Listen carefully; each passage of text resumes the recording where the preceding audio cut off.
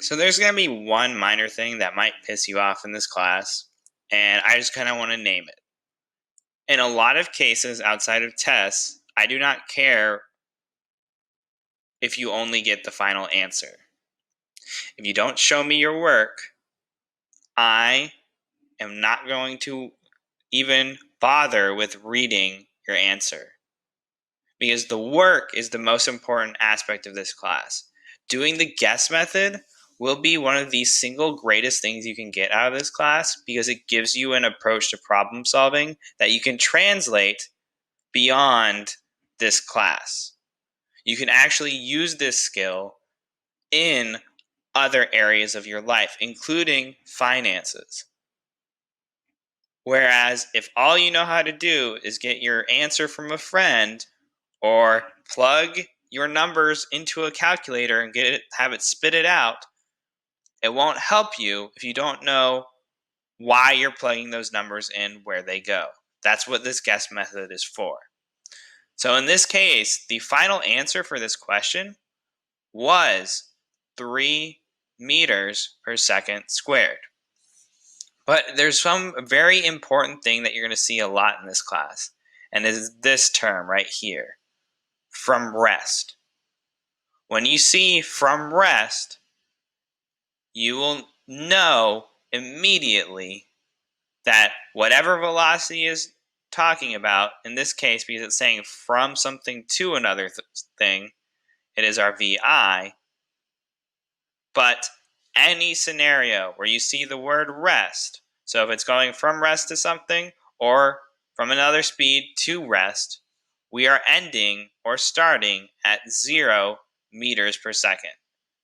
Okay? Really try to understand that. I recommend writing this down in this class. Rest equals 0 meters per second. Okay?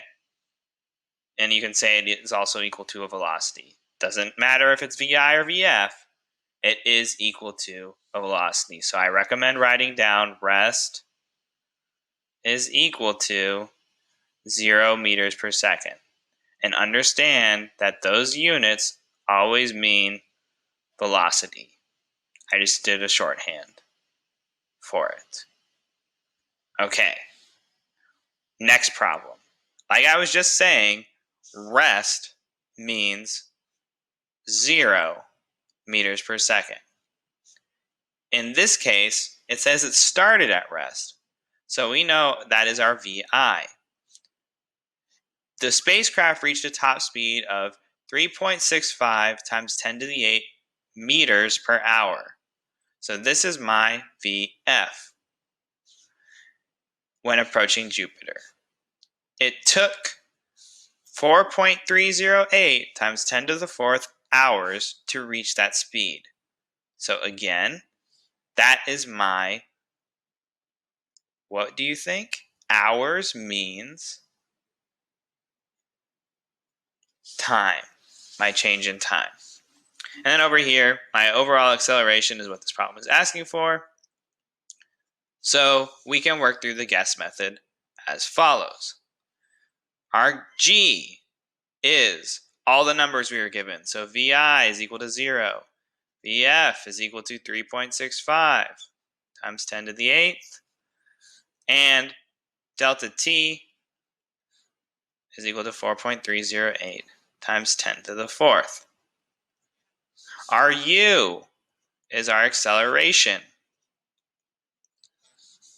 Our E, so far we only know one acceleration. This will get a little bit more important in the future, is VF, because we have our VF, our VI, our delta T.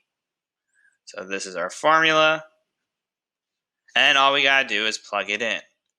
But this is where it gets tricky because I haven't actually shown you how to do these types of equations in a calculator.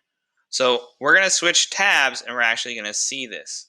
So this is a scientific calculator that we were able to find on the internet, and it's one of the best ones that we were able to find, and I will link it in both any worksheet going forward and have it as a resource in our wonderful Google Classroom.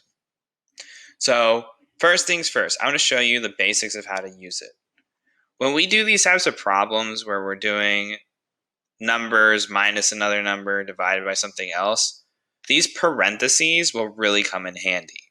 So first things first, I'm starting off with the parentheses. Then I'm going to actually plug in my number, which was 3.65 times 10 to the 8th. Now, normally you would think, oh, well, I got to press the times 10 and then find the power button. No. We don't have to do that. In this case, this calculator actually has a button that autofills it for us. And it's this EXP button right here. So when you click that, it gives you the times 10, and all you have to do is plug in whatever exponent was, which in this case was 8. So then all we gotta do is subtract by 0 because we start from rest, so VF minus VI. And now all we gotta do is divide by delta T. In this case, for good etiquette, I recommend doing the parentheses again. You don't have to in this case, but sometimes calculators are weird and they might not always work exactly like this. So all we have to do is plug this number in, which is 4.308 times 10 to the 4th. 8 times 10 to the 4th. All you gotta do is press this button right here, and it gives you your overall answer. So these two exponents, these power of 10s, cancel each other out pretty much, and you're left with 3.65 times 10 to the 4th divided by 4.308, and that's how you get this answer. Don't worry if that math didn't make any sense to you. All you got to know is simply plugging it into this calculator. Okay? And once you're done with it, you can clear the worksheet and you're good to go to move on to the next problem.